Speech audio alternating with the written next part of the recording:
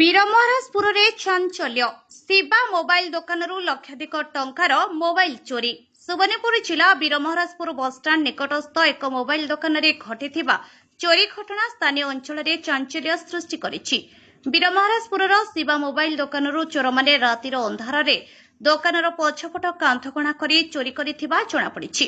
ସୂଚନା ଅନୁସାରେ ଚୋରମାନେ ଦୋକାନ ଭିତରକୁ ପ୍ରବେଶ କରି ପ୍ରାୟ 17 ଲକ୍ଷ ଟଙ୍କା ମୂଲ୍ୟର 47ଟି ମୋବାଇଲ ଫୋନ୍ ସହ ପ୍ରାୟ 15,000 ଟଙ୍କା ନଗଦ ଟଙ୍କା ନେଇ ଫେରାର ହୋଇଯାଇଛନ୍ତି।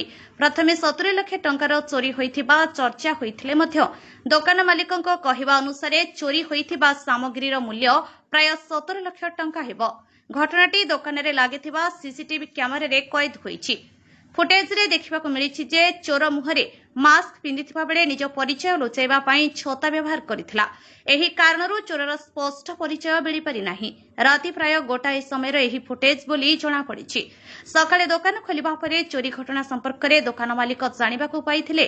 ପରେ ବୀରମହାରାଜପୁର ଥାନାରେ ଲିଖିତ ଅଭିଯୋଗ ହେବା ପରେ ପୋଲିସ ଘଟଣାସ୍ଥଳରେ ପହଞ୍ଚି ତଦନ୍ତ ଆରମ୍ଭ କରିଛି।